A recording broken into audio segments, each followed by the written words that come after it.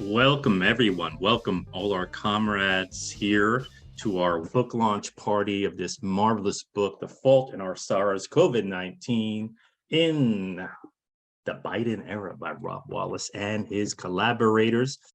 I think Rob would agree. This is, in one sense, a form of mutual aid, but also an organizing project. Like, let's get all these folks together from various parts of the world, various experiences, and let's think together the moment.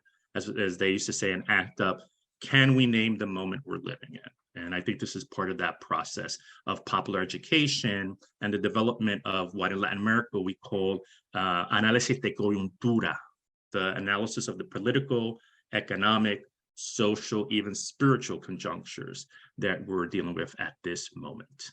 There are no balloons. There are no balloons here. There are no false balloons, commercial balloons. We do not do the anti-China balloon stuff here.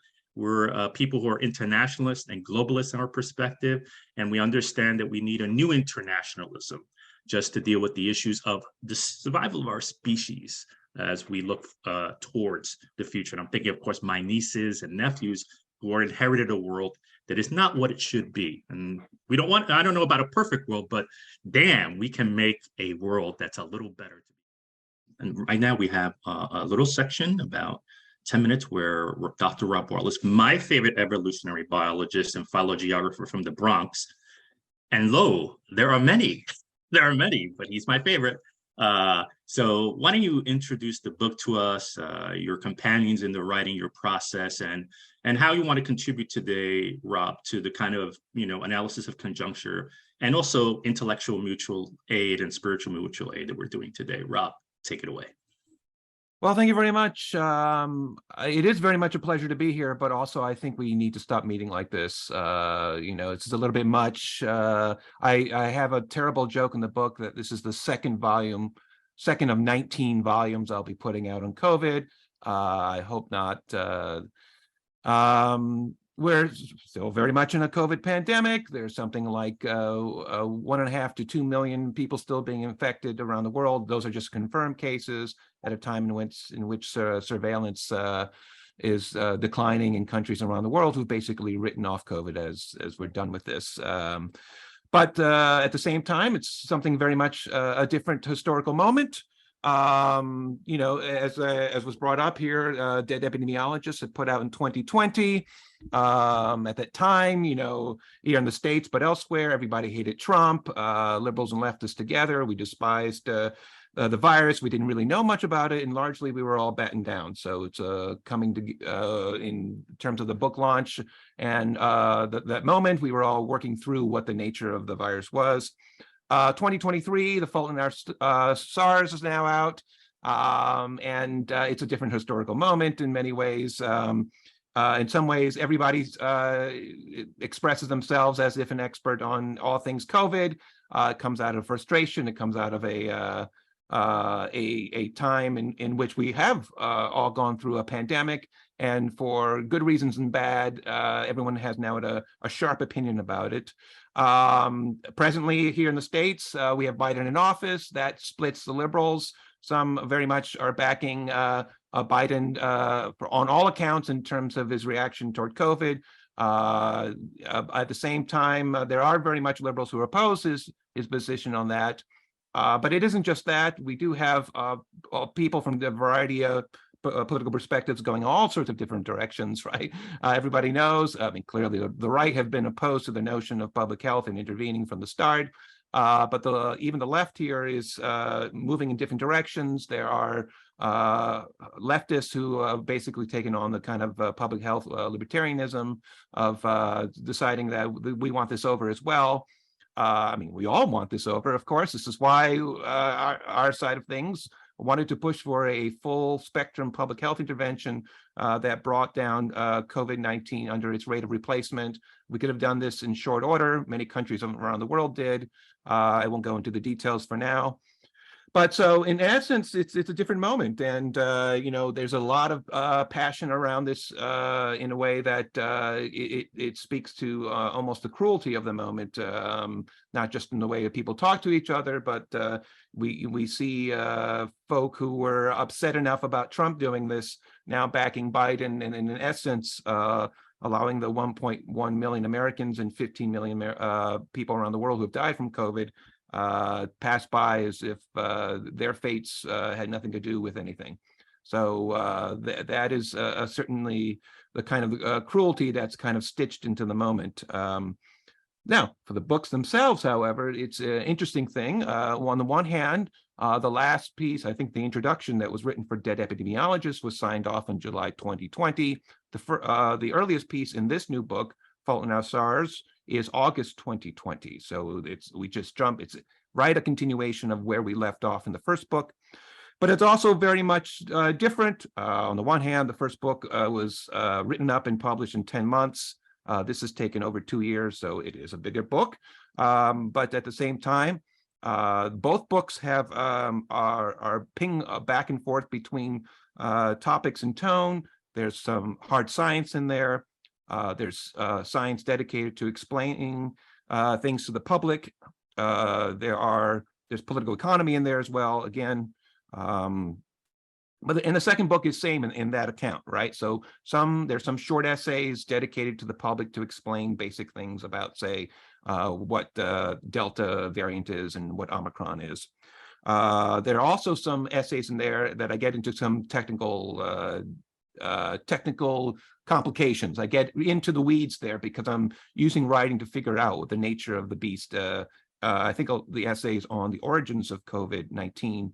I did some of that in Dead Epidemiologists. Here we have 2 essays dedicated to that, and I get into some of the weeds in there. But for all our sake, I think it turned out really well in the sense of those essays actually present origins that a description of the origins that you won't find anywhere else. So I think it's well worth the effort to make your way through that as best as you can. On the other hand, though, this is where this book goes on an entirely different path than the first book.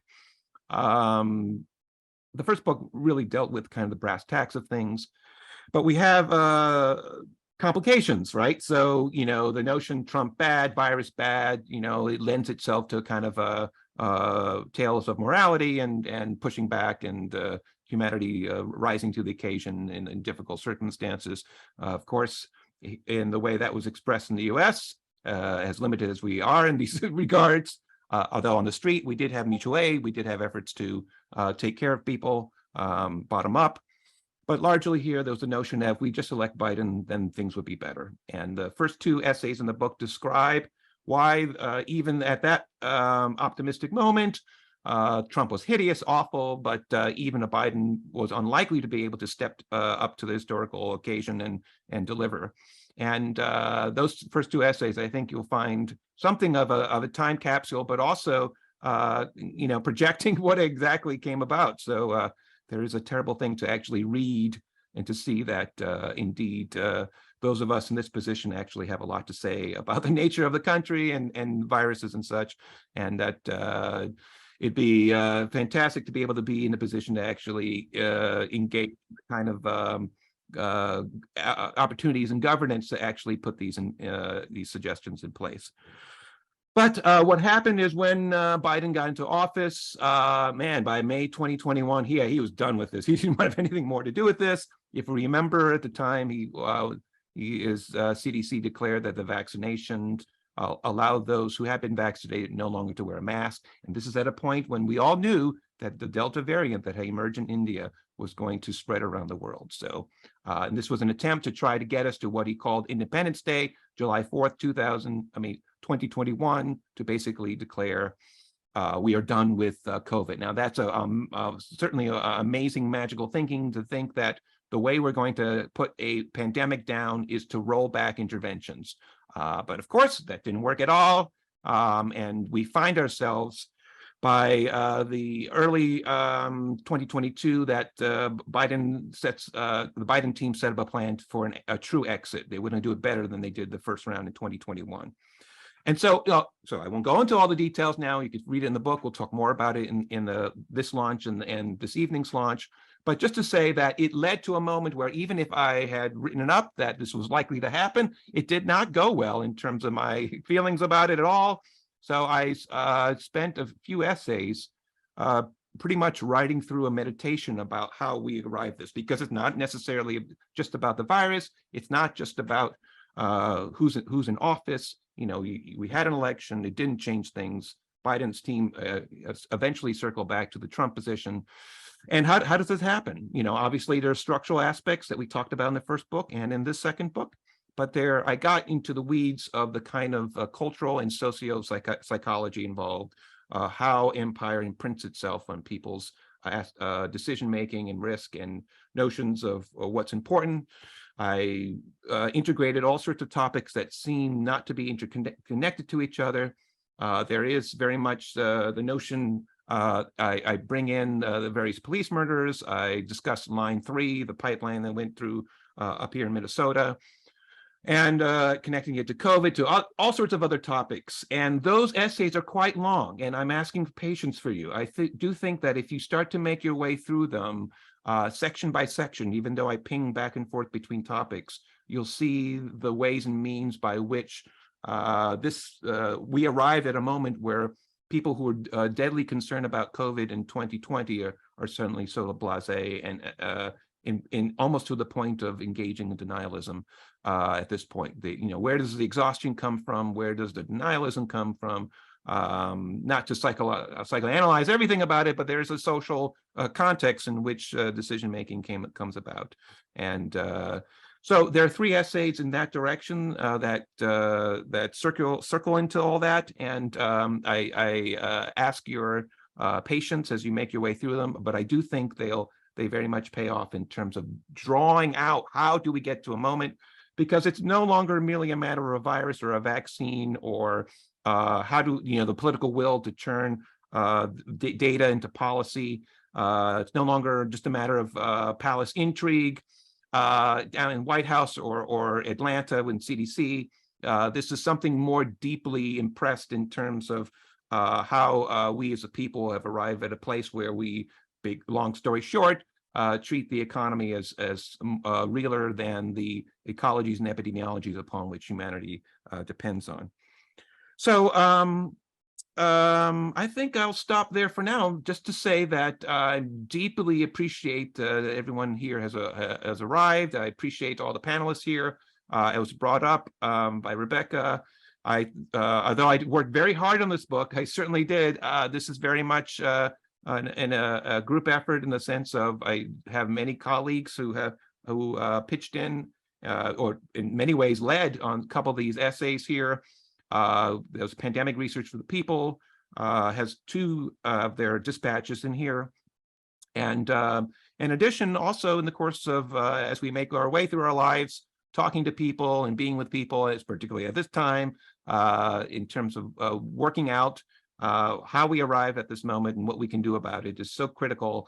I think, getting cut off physically in our apartments or elsewhere, even to this day, for those of us still concerned about COVID, it's critical to be able to reach out and develop relationships and have long conversations about this and work through how to be able to get out of this.